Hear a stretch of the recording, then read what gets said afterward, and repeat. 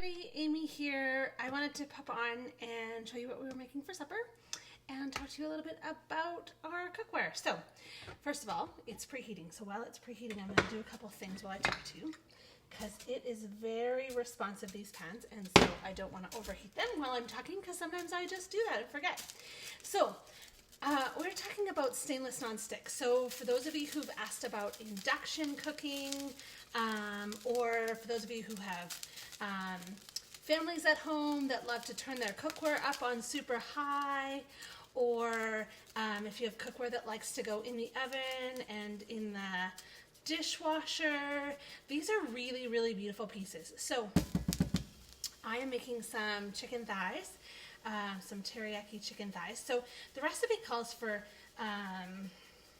ginger and garlic powder, but why when you've got real in the fridge? So I'm just going to zest some of this ginger up and get it into the skillet. I'm just realizing that I have left my garlic press out of commission.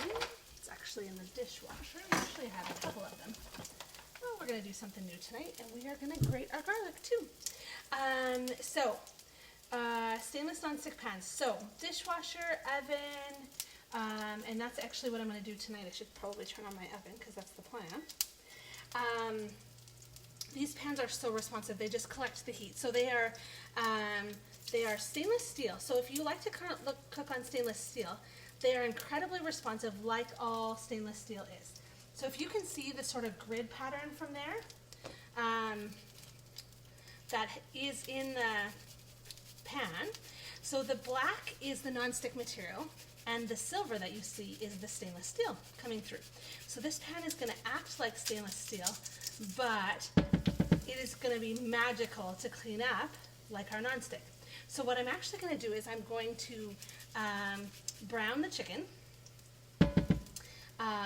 Well, just sort of sear it, and then we're going to take it out and put it on a plate, and then make a sauce right in the pan. And the reason we do that, this actually sounds like a really hard thing to do, but you guys, it's the most easiest magical thing to do. Okay, so I've got some fresh garlic and fresh ginger, so I'm just going to take these chicken thighs. Now, here's the thing. When you're cooking in stainless steel, here's the thing. I actually need to put this meat in, and then I have to close the lid. You guys, we are so used to playing with our food when we cook. Is anybody like that? I am so like that. I would just sooner get in here and touch it all and feel it all and move it all around. Am I the only one who does that? I just feel like we need to be stirring it, but we don't actually. In order to get a good sear on the meat, we need to not touch it. So I'm actually going to set my timer. I always set my timer. I'm not usually a timer person for this because I am habitual for not stopping to touch it. So while that's searing, what it's doing now on the bottom of the pan is it's actually creating a bit of a fond, it's called. So that's all those bits that are stuck to the bottom of the pan, and we usually wash them down the drain because we're frustrated because our pan is full of stuff. Anybody else out there like that? Well, we're actually going to turn all of that goodness into our sauce. So this is the beauty of cooking on stainless steel. So you can turn it up high, it's super responsive, but because of the nonstick coating on here, you saw I used this stainless steel whisk. You can use any sorts of flippers or tongs or whatever you like. Got another pair here. And once this is cooking, you're going to see, I'm going to show you all the greatness that is on the bottom of the, oh, there you are. Okay. I'm going to show you all the greatness that's on the bottom of the pan. This is the hardest part. Whoops. My timer didn't work. Now it's 2 minutes. Okay. So these are, like I said earlier, they also have a lifetime warranty on them. So this is the 12-inch. The 10-inch is actually in the dishwasher because I used it already today. And so I'm just giving it a quick wash because it washes up so dreamy in there. I just love it.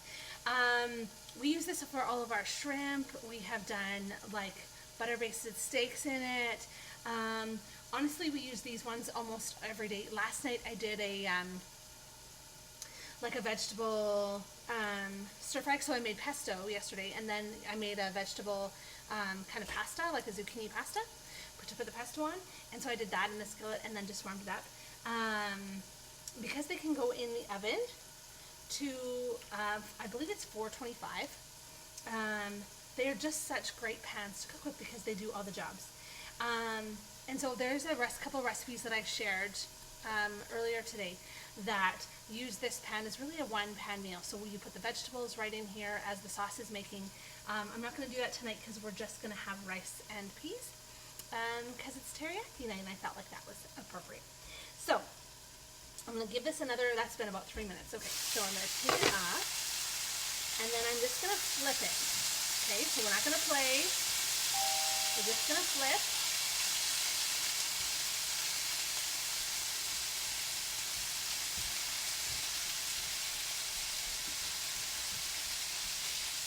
And then I'm going to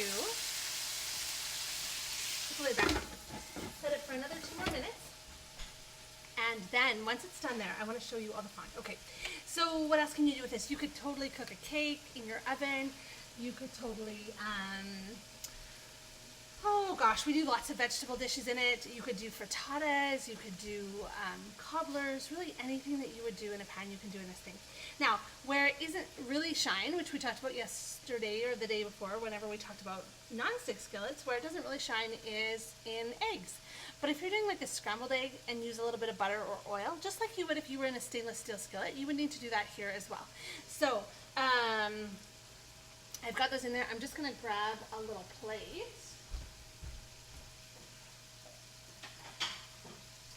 So that in a minute when this is done this side, I'm going to take it out and then I want to show you what the bottom of the pan looks like so that we can turn all of that goodness. So we had the fresh ginger and the fresh garlic in the pan. This is when I wish I had smell-o-vision. It's so good. And it smells so delicious. So what I'm going to do is I'm actually going to create a bit of a sauce. Realizing I've forgotten my cornstarch. So I'll grab that and my little whisk. Because I like this one better when it comes to the sauces. Alright, okay. So there's our other 2 minutes. So you can tell it's not totally done yet. But that's okay because we're going to toss it into the oven for about 10 minutes to finish cooking. But what I want you to see, I don't know if you'll be able to see, let me bring you over. What I want you to see is all that in the bottom of the pan. So we could like be done now and not use all that goodness, oops, but we are going to use all that goodness. So I'm just going to turn the pan down a little bit. So I put some soy sauce and some honey, and then I'm going to get some chicken broth because it's the liquid in here that's really going to be the winner at really cooking this down. So I'm going to put some chicken broth in there, and so as this is cooking and cooking down, you can see that as I stir, it makes a really gritty sound on the video. I know that. Oops, and I spilled it over. I'm going to just bring it over so I can show you how, oopsies. This is when the tripod magic doesn't really work that well. All right, here we go. Can you guys see that goodness in the pan there? Yeah, I think you can. Okay. So what I want you to see here is that you can see I've totally cleaned off the bottom of the pan. If I were to pour this juice out, even if I pour it all to one side, you can see the pan is clean. So this is the beauty of creating a bit of a pan sauce. So I'm just going to add 2 more ingredients. I'm going to add some brown sugar. Now I'm not going to add, whoops, or I am going to add. I wasn't going to add it all, but I'm going to. A little bit of brown sugar and then a little bit of cornstarch. And I know this is going to appear lumpy, but this is the beauty of this little whisk. It's going to go in here, and I'm going to deal with all those lumps. And look how thick, I probably didn't even need the full 2 tablespoons. So, you can see that there's a little bit, oh yeah, it's so thick. That's like the perfect teriyaki sauce right there. I don't know if you can see that. Alright. There's a few lumps still in there. That's okay. I'm the perfect chef and not the pampered chef and not the perfect chef. So here we go. We are gonna, and really it's my family. So what I'm gonna do is I'm gonna put these back in the sauce, and then I'm gonna put the lid on. So I'm gonna turn them into the sauce. Then I'm gonna put the lid on, and I'm gonna put the oven on. I'm gonna put it in the oven for about 10 minutes, and these will be totally cooked and totally sauced. And I've only messed up one pan. Now, the handle does get hot when it goes in the oven, obviously. So I'm just gonna toss this in, turn the burner off, and then I will just make some rice in the microwave cooker, and some peas, and supper will be done. So that is really great. And I just love these pans. So if these pans are on your list, and if you think this is really interesting, they can be purchased in July. Host special, because in July you can get 60% off anything in the catalog. So it's a great time to host if something like this is on your needs list. So have a great night, everybody, and I'll talk to you soon.